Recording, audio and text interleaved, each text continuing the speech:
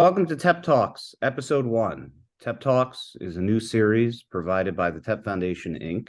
TEP Foundation, Inc. is the 88-year-old charitable arm of Tau Epsilon Phi Fraternity.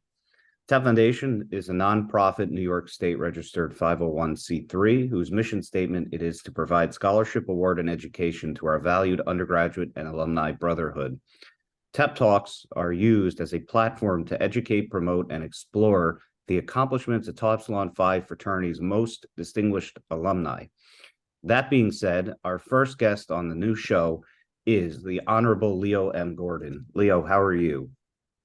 Good afternoon, Jason.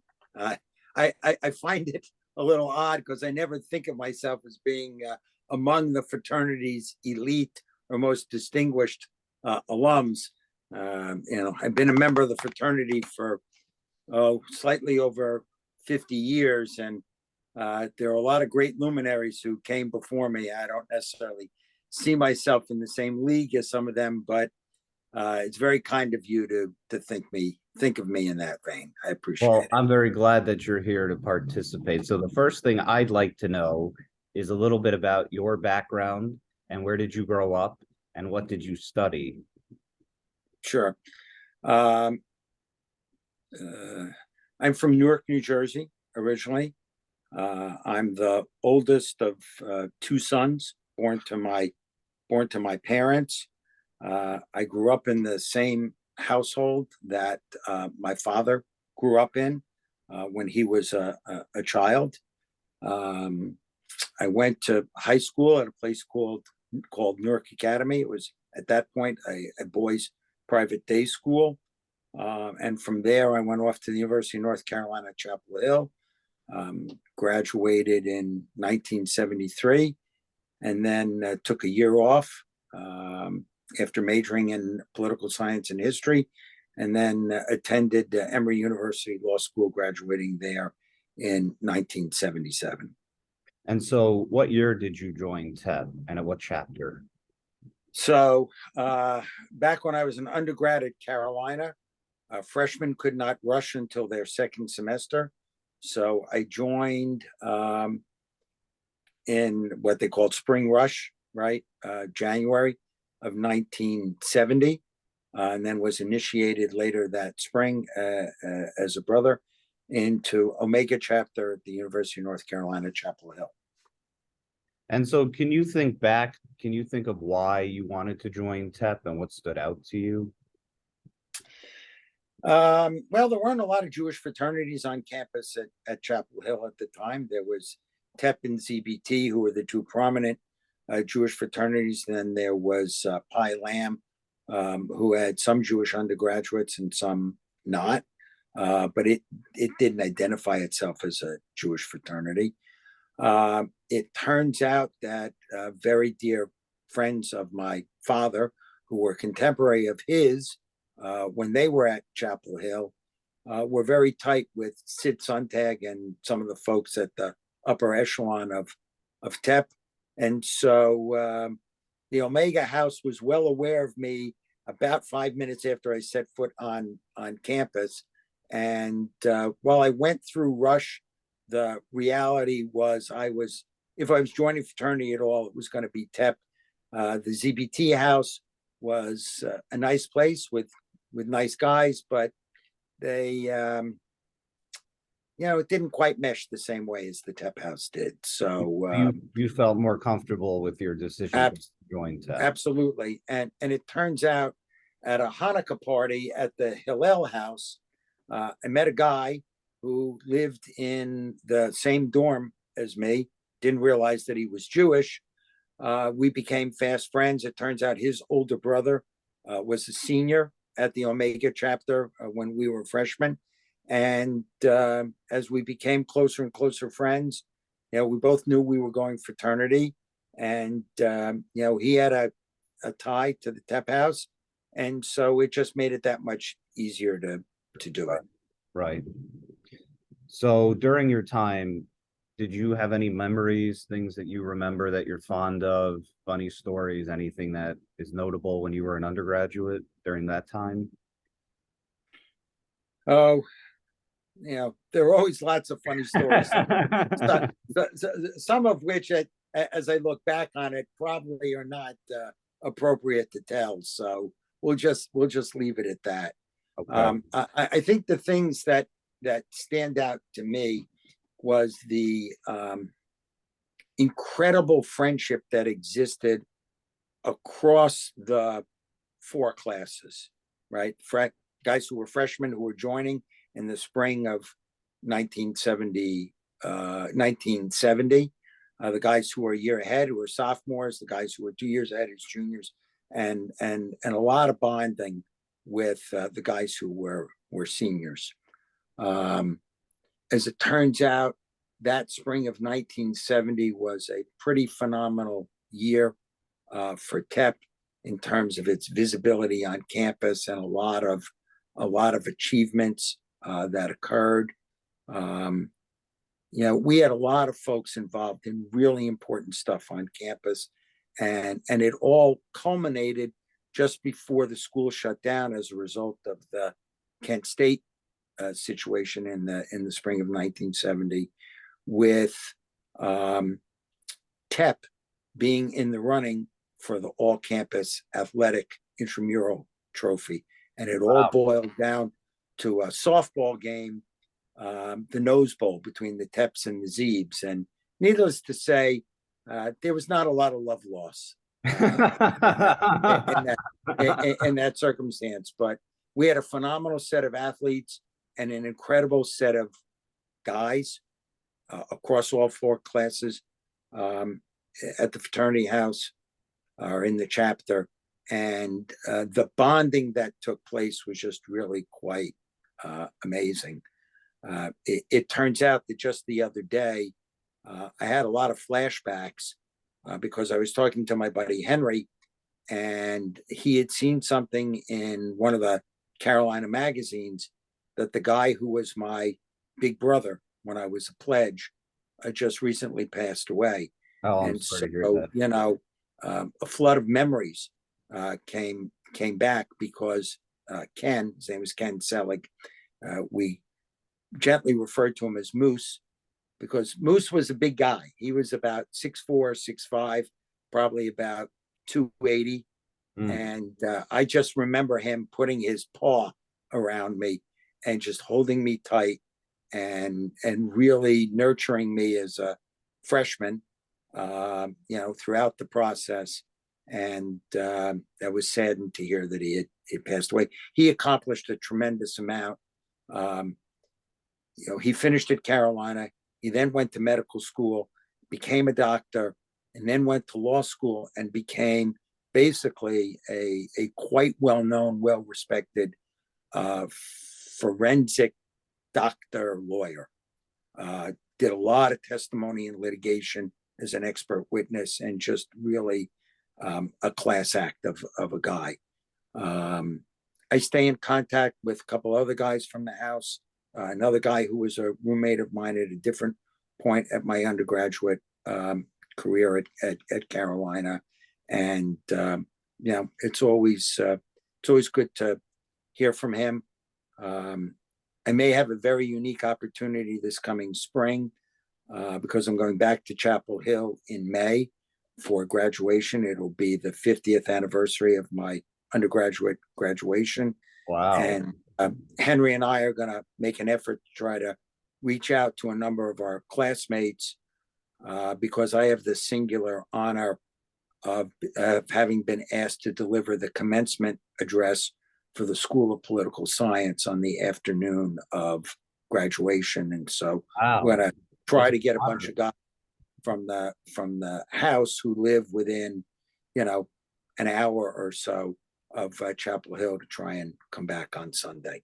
So let me ask you another question. So during your time at Chapel Hill, what positions did you hold in the chapter? And then when you graduated, did you hold any alumni positions? I was secretary at one point of the house. My recollection is I may have also represented the chapter on the Interfraternity Council. I know that I worked with the dean for undergraduate affairs in charge of fraternities and sororities. And As an odd happenstance, that individual, his name was Pete Hall, left Carolina, went on to law school, and became a federal appellate court judge for the Second Circuit Court of Appeals. He was based in Vermont. And after I became a federal judge at the U.S. Court of International Trade, Pete's path and my path crossed, and we harkened back to a lot of memories together.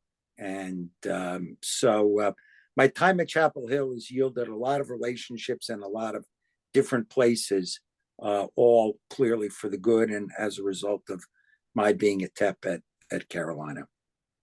So you mentioned that you're a federal judge. Can you talk a little bit more about that, about your career? Sure. You My professional career has been dedicated to public service. I finished law school in 1977, and later that year went to work on Capitol Hill for the Committee on the Judiciary of the House of Representatives. I was staff counsel for a number of years, focusing on commercial law and antitrust issues, and then a little bit of a utility player with a bunch of different special projects. I had the privilege of working on the subcommittee that was chaired or headed by the chairman of the full committee, who many people will remember him quite well, Chairman Peter Rodino Jr. from New Jersey. He chaired the Judiciary Committee on the House during the Watergate proceedings. And so I had the privilege to work with Chairman Rodino for 4.5 years. And one of the special projects I got to do was to work on a court reform project that followed on the heels of one of the major customs international trade legislative projects that happened in the late 70s and into the early 80s. And I didn't know anything about the area and was given the special project. And I learned everything I needed to know about customs law and international trade law, and ultimately had the responsibility of being the counsel responsible for conducting the hearings and drafting the legislation and writing the accompanying reports. And we got that all done in late 1980. And as a result, I met a whole raft of other people and transitioned from Capitol Hill to the federal judiciary, where I became the in-house counsel and special projects manager at what then became known as the U.S. Court of International Trade, which is located in Manhattan. And I got to go to work for them on the ground floor, helping to implement the new legislation that created the court. And it's now 41, almost 42 years later, and I'm still there, having held 3 jobs at the court for most of my professional career. First as the assistant clerk, where I describe my responsibilities as the chief in-house lawyer and special projects manager. Then I became the clerk of the court, which is, for those who are not familiar with court systems, it's the chief operating officer of the court. I was responsible for the entire staff except for the judges and their immediate chambers staff. And then 18 years ago, the White House called and asked me to come interview, and the rest is history. I got nominated by President George W. Bush to become an Article 3 judge member of the Court of International Trade. Article 3 is the primary constitutional appointment provision for federal judges. So I'm the equivalent of a district court judge. And I assumed my role there almost 18 years ago.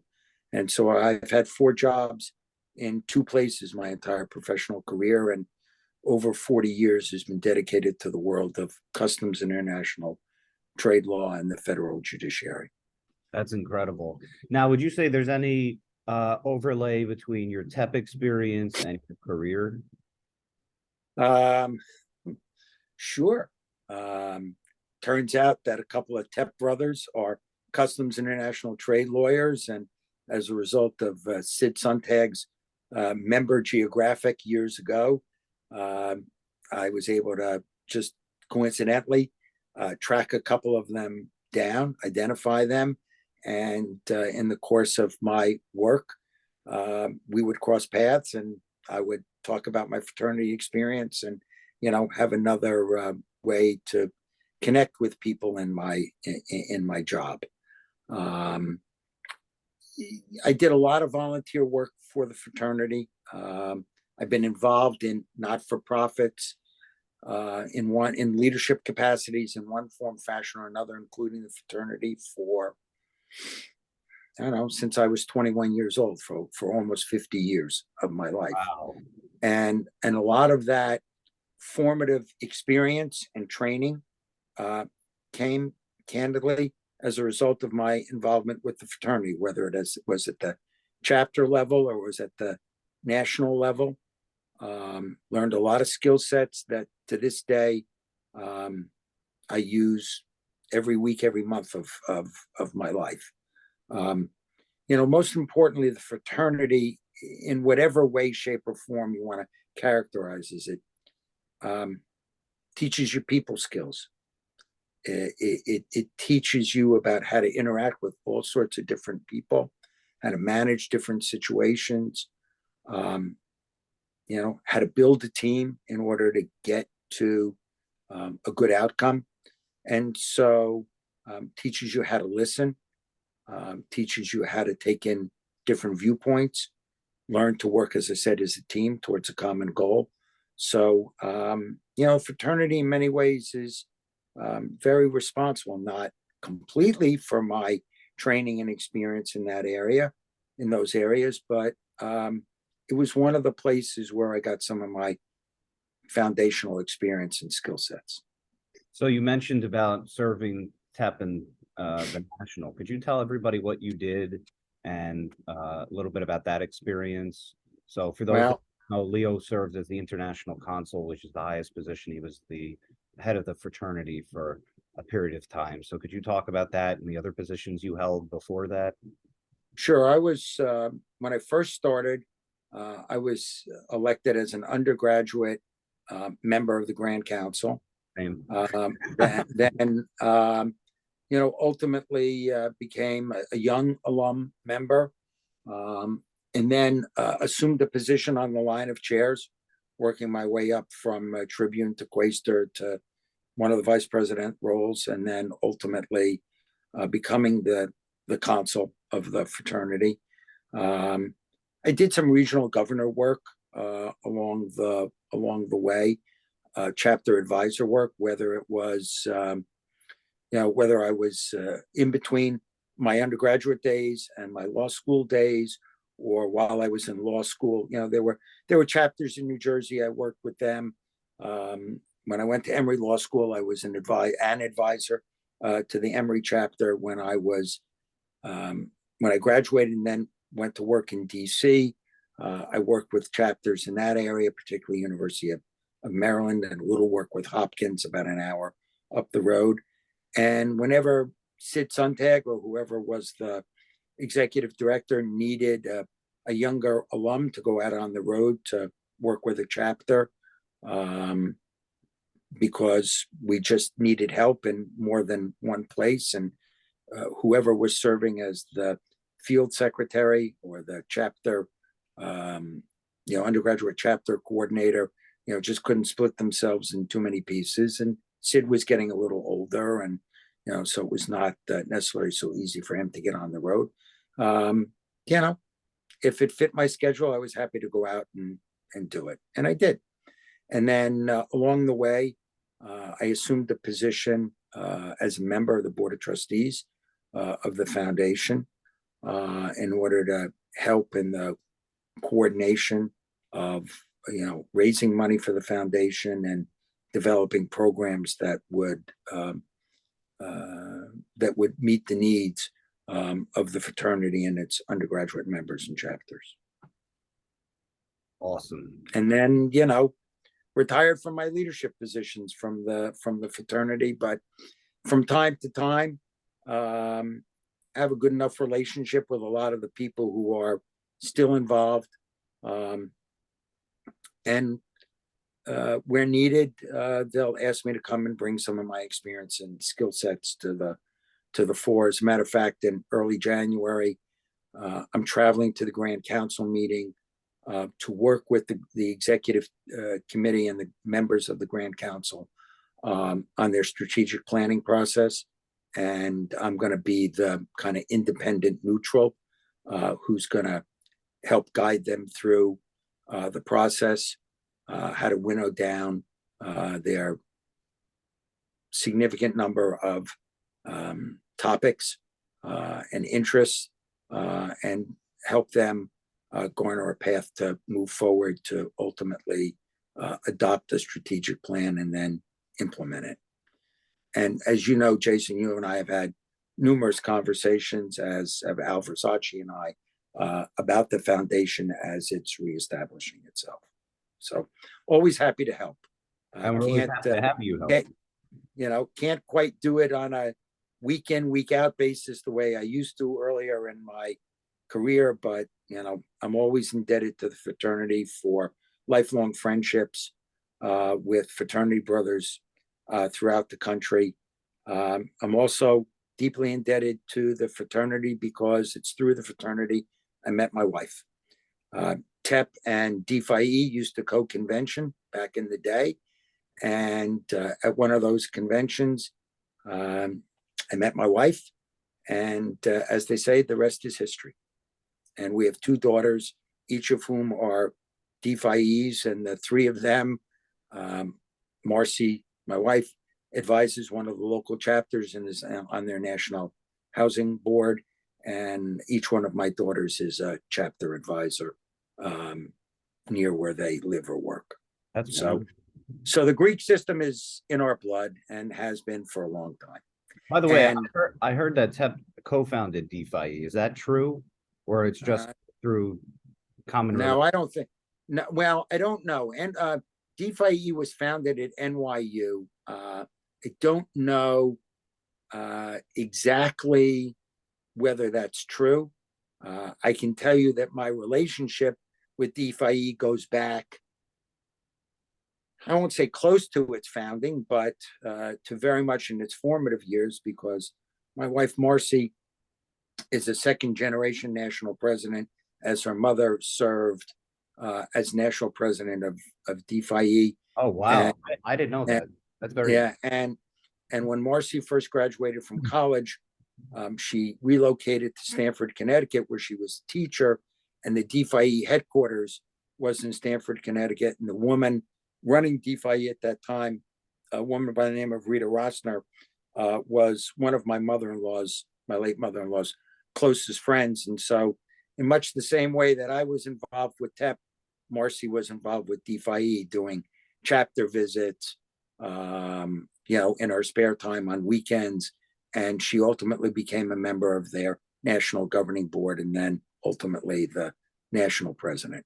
So we got a lot of Greek in our system, in our family. Yeah, that's awesome.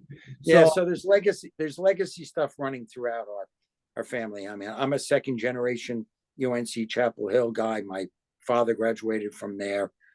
Marcy's a third generation Ohio State grad, and a second generation D-Phi E. So we got a lot of legacy stuff going on in our family. You sure do.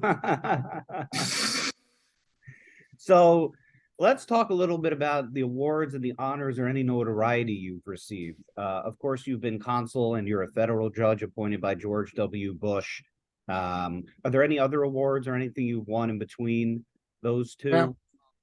I was the TEP Undergraduate-of-the-Year when I was a senior in college. I had served at UNC as the president of the junior class at the university, and then subsequently I was the chairman of the campus-wide elections board for the student government. along the way, I know the fraternity and or the foundation honored me with a couple of awards, and they're there. My prep school, with which I've been involved with for the last, I got to think this through now. I don't know, roughly 50 years. I've been the class rep for the last 42 years, 43 years, 43 years. I served twice as president of the Alumni Association for the prep school.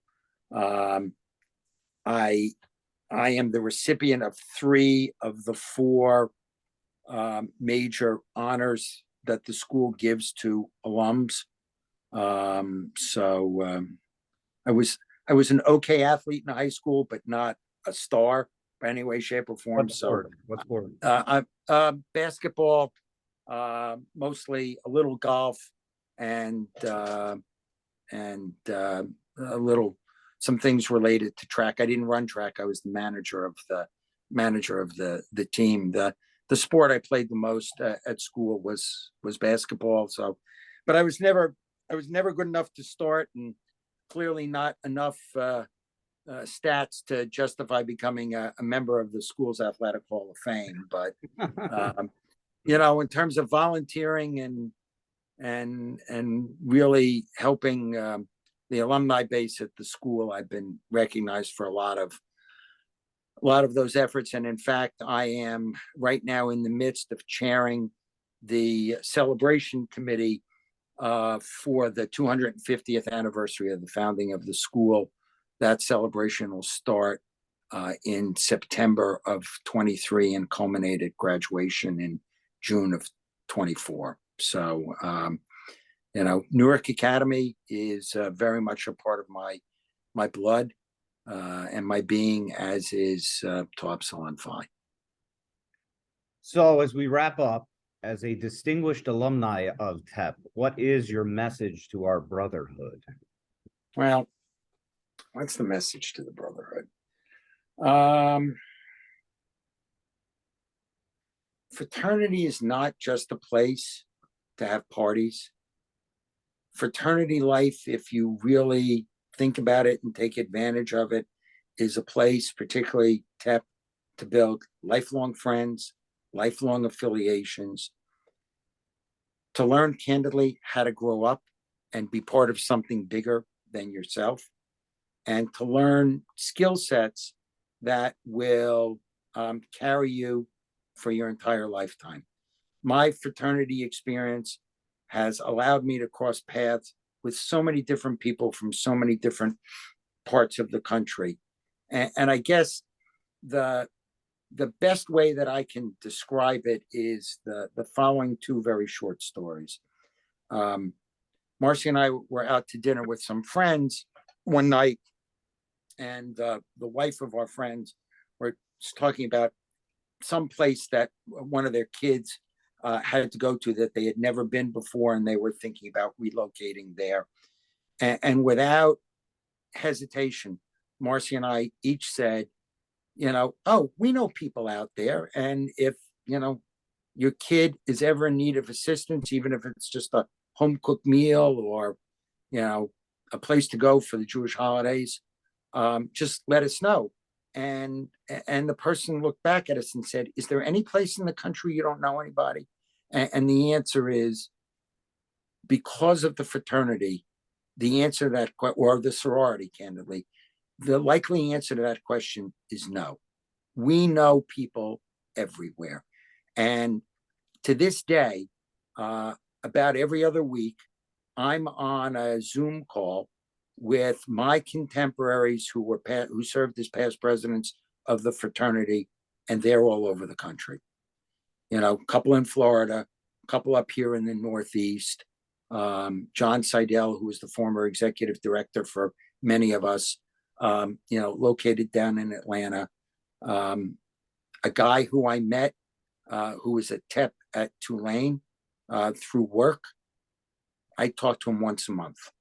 My roommate from college and law school, all the time. My fraternity brothers from Chapel Hill, absolutely.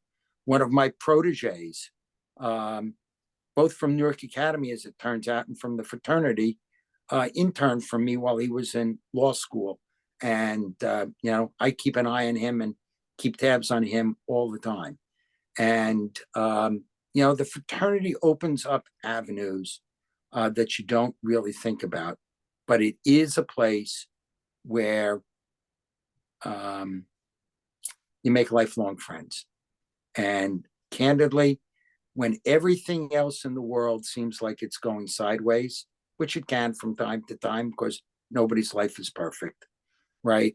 Those people who've been with you in those formative stages are the people who help you get through those things.